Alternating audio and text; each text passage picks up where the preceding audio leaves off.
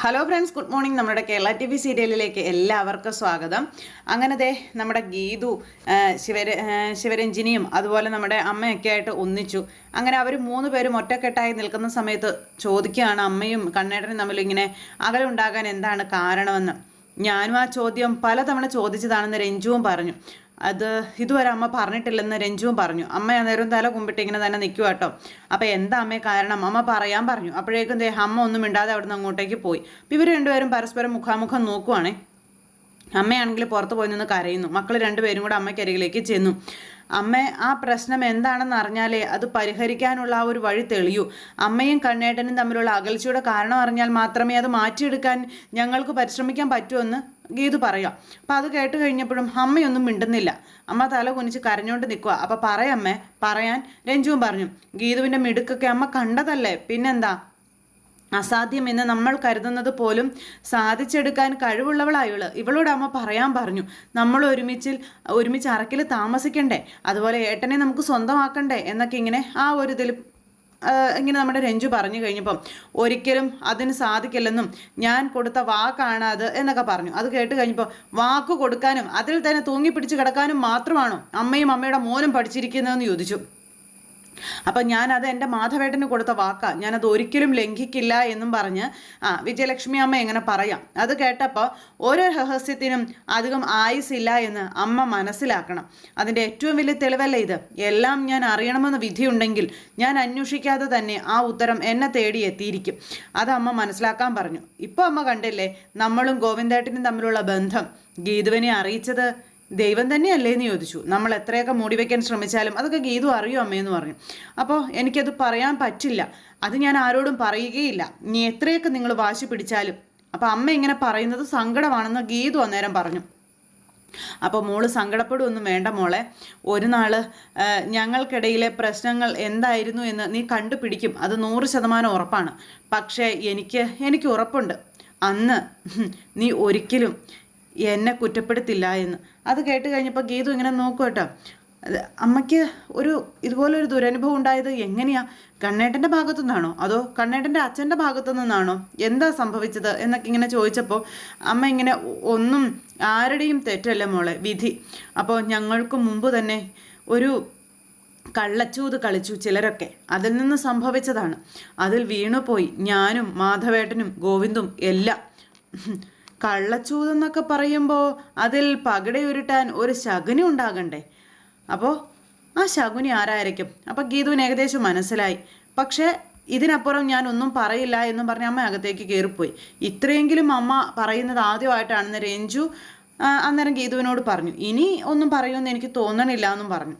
അപ്പോൾ അത് കേട്ട് കഴിഞ്ഞപ്പോൾ അമ്മയൊന്നും പറഞ്ഞില്ലെങ്കിലും ചില കാര്യങ്ങൾ എനിക്കിതിൽ നിന്ന് മനസ്സിലായിട്ടുണ്ടെന്നും അമ്മയും ഗോവിന്ദേട്ടനും അതുപോലെ അച്ഛനൊക്കെ തമ്മിൽ പിരിയാൻ അല്ലെങ്കിൽ തമ്മിൽ തല്ലാൻ കാരണക്കാരി രാധികാമ്മയാണെന്ന് എനിക്ക് മനസ്സിലായെന്ന് നമ്മുടെ ഗീതു പറയാം. അത് വെച്ച് വേണം മുന്നോട്ട് പോകാനെന്നും. അങ്ങനെ അതെല്ലാം അവരവിടെ പ്ലാൻ ചെയ്തുകൊണ്ട് നിൽക്കുന്ന സമയത്ത് വിജയലക്ഷ്മി അമ്മ പൂജാമുറിയിൽ വന്ന് പ്രാർത്ഥിക്കാം. അപ്പോൾ എൻ്റെ മോൻ ഇതൊന്നും അറിയരുത്, എൻ്റെ മോനത് സഹിക്കാൻ കഴിയില്ല, ഈ ലോകത്ത് അവൻ ഏറ്റവും കൂടുതൽ വെറുക്കുന്നത് എന്നെയാണെന്നൊക്കെ പറഞ്ഞ് ഭയങ്കര കരച്ചിലും പ്രാർത്ഥനയും. അപ്പോഴേക്ക് രഞ്ജു അങ്ങോട്ടേക്ക് വന്നു. അറിഞ്ഞതെല്ലാം ഗീതു ഉറപ്പായിട്ടും ഗോവിന്ദേട്ടനുമായിട്ട് സംസാരിക്കും അമ്മേ, അതോടെ എല്ലാ പ്രശ്നമാകും അമ്മേ എന്നൊക്കെ പറഞ്ഞുകൊണ്ട് ഇങ്ങനെ നിൽക്കുന്നു. ആ സമയത്ത് നമ്മുടെ ഗീതു പൂജാമുറിയിലേക്ക് വന്നു. പ്രശ്നങ്ങൾ സങ്കീർണമാവുകയാണല്ലോ എന്നും പറഞ്ഞ് അകത്തേക്ക് വരുന്നത്. കഷ്ടമാണല്ലോ എന്നൊക്കെ പറഞ്ഞ് ഈ സ്ഥാനത്ത് രാധികാമ്മയായിരുന്നെങ്കിൽ ഉടനെ തന്നെ ഞാൻ ചെന്ന് പറയുകയും ഇതിനൊരു സൊല്യൂഷൻ കണ്ടെത്തുകയും ചെയ്തേനെ. അവരാണെങ്കിലും അങ്ങനെ തന്നെ ചെയ്തേനെ. ഫോൺ എടുത്ത ഒരൊറ്റ വിളി, ഹലോ രാംജി റാവു സ്പീക്കിംഗ് എന്നൊക്കെ പറഞ്ഞുകൊണ്ട് ഇങ്ങനെ കാര്യങ്ങളെല്ലാം നമ്മുടെ ഗീതു ഇങ്ങനെ ഒരു തമാശ രീതിയിൽ പറഞ്ഞ് അങ്ങ് അവസാനിപ്പിക്കാം. അപ്പോൾ മോളെ തൽക്കാലം നീ ഒന്നും അറിഞ്ഞതായി ഭാവിക്കരുത്, കണ്ണനോട് പറയരുതെന്ന് പറഞ്ഞു. അത് ദോഷം ചെയ്യുന്നു. രാധിക അവൻ്റെ മനസ്സിൽ കുത്തിവെച്ചിരിക്കുന്ന വിഷം അത്ര എളുപ്പത്തിലൊന്നും ഇറങ്ങുന്നതല്ല മോളെ എന്നുള്ള കാര്യം വിജയലക്ഷ്മി അമ്മ പറയാം. നീയും ഞങ്ങളും പരസ്പരം തിരിച്ചറിഞ്ഞ് ഒറ്റക്കെട്ടായി എന്നറിഞ്ഞാൽ ഗോവിന്ദും നീയും തമ്മിലുള്ള അടുപ്പം പോലും രാധിക തകർക്കും എന്ന് പറഞ്ഞു. അതിന് വെച്ച വെള്ളം അവരങ്ങ് വാങ്ങി വെച്ചാൽ മതിയെന്ന് ഗീതു പറഞ്ഞു. ഞാനും കണ്ണേട്ടനും തമ്മിൽ എപ്പോഴും വഴക്കിടും, പക്ഷേ അതിന് നേർക്കുമ്പളയുടെ ആയുസ് പോലും ഉണ്ടാവാറില്ല. അന്നേരം ഗീതു, ഞങ്ങളുടെ പേരിലുണ്ടാകുന്ന വഴക്ക് നീ ഉദ്ദേശിച്ച വിധത്തിലൊന്നും തീരുന്നതായിരിക്കില്ല മോളെ. ആ വഴക്കിൻ്റെ വ്യാപ്തി എത്രത്തോളമൊന്നും എനിക്ക് പറയാൻ പറ്റില്ല. ദയവ് ചെയ്ത് എൻ്റെ മോള് ഇതൊന്നും പറയരുതെന്ന് പറയുമ്പോൾ കണ്ണേട്ടനുമൊത്ത് സന്തോഷമായിട്ട് ജീവിക്കാനൊരു ജീവിതം അമ്മയും ആഗ്രഹിക്കുന്നില്ലേന്ന് ചോദിച്ചു. എന്താ മോള് ചോദിച്ചത്? ഇല്ലേന്നോ? മനസ്സിൽ അവനു വേണ്ടി ഇപ്പോഴും താരാട്ട് മൂളാതെ ഞാൻ ഇതുവരെ ഉറങ്ങിയിട്ടില്ല, നിനക്കറിയാമോന്ന് ചോദിച്ചു. അങ്ങനതെ ആ ഒരു ഇതെല്ലാം പറഞ്ഞ് അമ്മ ഇങ്ങനെ തൻ്റെ ഉള്ളിലെ മാതൃത്വത്തെക്കുറിച്ചൊക്കെ ഗീതുവിനോട് പറയും. അതൊക്കെ ഗീതു അതൊക്കെ കേട്ട് സങ്കടപ്പെട്ട് നിൽക്കുക. അവൻ്റെ നാവിൽ നിന്ന് അമ്മയെ എന്ന് വിളിക്കുന്നത് കേട്ട് നിൽക്കാൻ എത്ര കൊതിയുണ്ടെന്ന് എനിക്കറിയോ. അതിനു വേണ്ടിയിട്ടാണ് ഞാൻ ജീവിച്ചിരിക്കുന്നത് പോലും എന്ന് പറഞ്ഞ് വിജയലക്ഷ്മി അമ്മ ഇങ്ങനെ പറയുന്നു. അപ്പോഴേക്ക് രഞ്ജു അവിടെ നിന്ന് ഇങ്ങനെ കരയും കേട്ടോ. അതുപോലെ തന്നെ ഗീതുവിനും ഭയങ്കര സങ്കടമായേ. പക്ഷേ നീ പറഞ്ഞിട്ടല്ല അവൻ എന്നെ തിരിച്ചറിയേണ്ടത്. അവൻ സത്യങ്ങൾ മനസ്സിലാക്കി വേണം എന്നെ തിരിച്ചറിയും. നീ നിർബന്ധിച്ചിട്ടുമല്ല അവൻ എന്നെ സ്നേഹിക്കേണ്ടത്. അതൊക്കെ കേട്ടതേ നമ്മുടെ ഗീതു ഇങ്ങനെ നിൽക്കുക.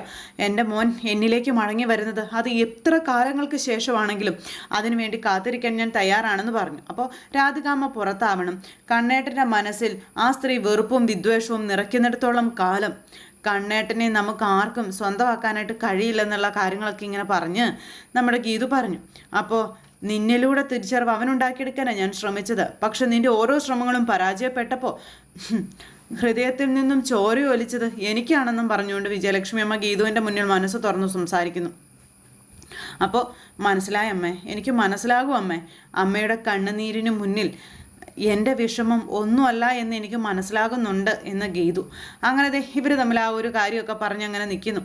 അമ്മ പറഞ്ഞതുപോലെ ഞാൻ കണ്ണേട്ടൻ്റെ ജീവിതത്തിൽ ഒരധികപ്പറ്റായിട്ട് തന്നെയാണ് നിൽക്കുന്നതെന്ന് എനിക്കറിയാം. പക്ഷേ എന്തായാലും ഈ അമ്മയെയും മകനെയും അങ്ങനെ വിട്ടുകളയാൻ ഞാൻ തീരുമാനിച്ചിട്ടില്ല. നിങ്ങളെ രണ്ടുപേരെയും ഒന്നിപ്പിക്കാൻ എൻ്റെ കഴിവിൻ്റെ അങ്ങേയറ്റം ഞാൻ ശ്രമിക്കും. പിന്നെ രാധികാമ്മ പകടി കയറിയുമ്പോൾ അതിനേക്കാളും വലിയ കളികൾ കളിക്കാൻ അവരുടെക്കാളും വലിയ ഉസ്താദാണ് ഞാൻ. പിന്നെ എന്നെ നിങ്ങൾ ഇത്രത്തോളമൊക്കെ ആക്കാൻ നിങ്ങളും കുറേ കളികളൊക്കെ കളിച്ചിട്ടില്ലേ, ഇനിയിപ്പോൾ നിങ്ങളെയൊക്കെ വരുതിക്ക് നിർത്താനേ ഈ ഗീതുവിനറിയാം എന്നൊക്കെ പറഞ്ഞ് ഗീതു ഇങ്ങനെ പറയണു. എന്നിട്ട് അങ്ങനെ ഇവരുമായിട്ട് സംസാരിച്ച് മികച്ച അഭിനേതാക്കളായ നിങ്ങളുടെ സഹായം കൂടി എനിക്ക് വേണം കേട്ടോ എന്ന് പറഞ്ഞു. എന്തായാലും ഈ അമ്മയും മോനെയും വെച്ച് ഞാൻ കാര്യങ്ങൾ നീക്കും എന്ന് പറഞ്ഞു. അപ്പോൾ ഈ ജന്മം മുഴുവൻ കണ്ണേട്ടൻ അമ്മയെ എന്ന് സ്നേഹത്തോടെ വിളിക്കണം. എനിക്കത് കേൾക്കണം, അത് ഞാൻ കേൾപ്പിക്കും. അതായിരിക്കും ഇനി എൻ്റെ ലക്ഷ്യം എന്ന് നമ്മുടെ ഗീതു പറയണം. അങ്ങനെ നമ്മുടെ ഗീതു വിജയലക്ഷ്മി അമ്മയ്ക്ക് വാക്ക് കൊടുക്കുക. അപ്പോൾ ഇങ്ങനെ ആ ഒരു ഇത് ഇവർ പറഞ്ഞുകൊണ്ടിരിക്കുമ്പോഴേക്കും ഗീതുവിൻ്റെ ഫോണിലേക്ക് കോള് വന്നു.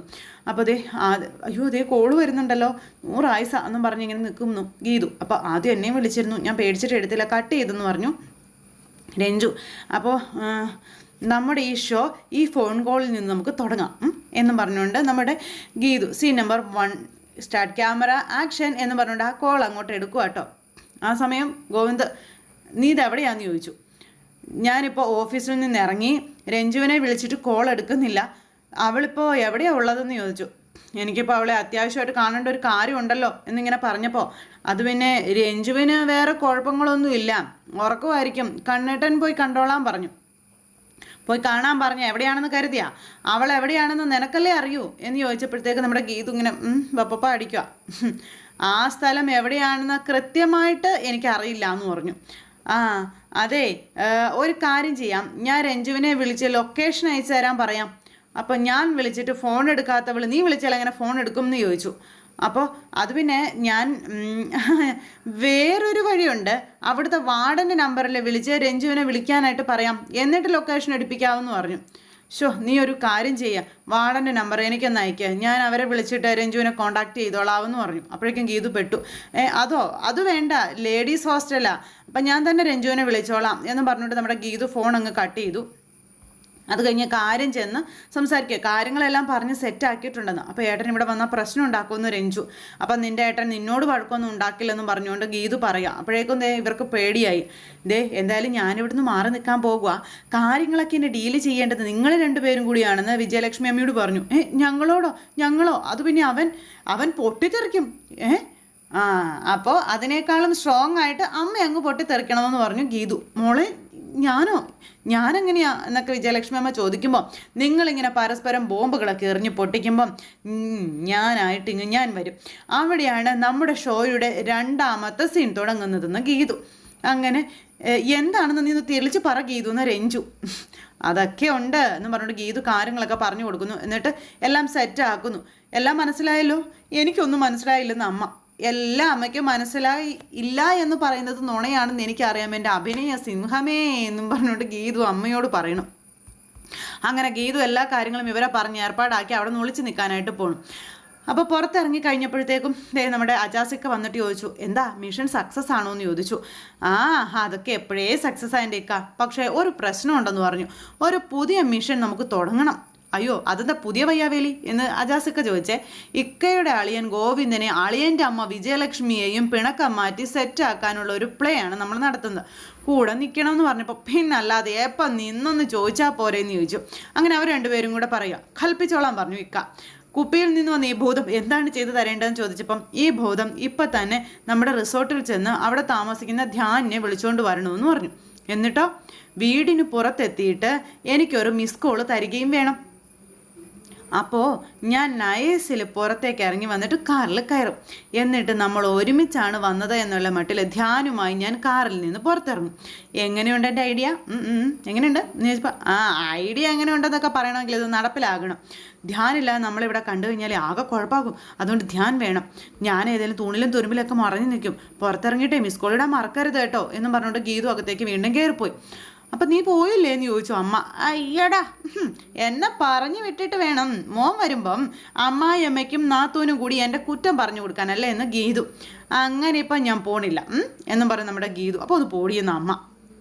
നീ ധ്യാനിനെ വിളിക്കാൻ പോകുമെന്ന് ഞങ്ങൾ കരുതിയെന്ന് പറഞ്ഞപ്പോൾ ധ്യാനിനെ വിളിക്കാൻ അജാസിക്ക പോയിട്ടുണ്ട്, ഞാൻ പോകുന്നില്ല എന്ന് വെച്ചു. ഞാൻ ഇവിടെ എവിടെയെങ്കിലും ഒളിച്ച് നിന്നോളാം എന്നൊക്കെ പറഞ്ഞ് ഗീതു ഇങ്ങനെ പ്ലാൻ ചെയ്യും. അങ്ങനെ വിജയലക്ഷ്മി അമ്മയെയും അതുപോലെ നമ്മുടെ ഗോവിന്ദനെയും ഒന്നിപ്പിക്കാൻ വേണ്ടി ഗീതു ആ ഒരു വലിയ ആയുധം തന്നെ പുറത്തെടുക്കുന്നു. അപ്പോൾ അങ്ങനെയുള്ളൊരു സൂപ്പർ ഹിറ്റ് കഥയുമായിട്ടാണ് ഇന്നത്തെ നമ്മുടെ വിശേഷമുള്ളത്. അപ്പോൾ ആരും തന്നെ മിസ് ചെയ്ത് കളയാതെ എല്ലാവരും കാത്തിരുന്ന് കാണണം. എല്ലാവർക്കും നല്ലൊരു ദിവസമായി ആശംസിക്കുകയാണ്. എല്ലാവരുടെയും സപ്പോർട്ടിനും സ്നേഹത്തിനും 1000 നന്ദി അറിയിക്കുന്നു. സൂപ്പർ ഹിറ്റ് കഥയുമായി കാണുന്നത് വരെ എല്ലാവർക്കും നന്ദി.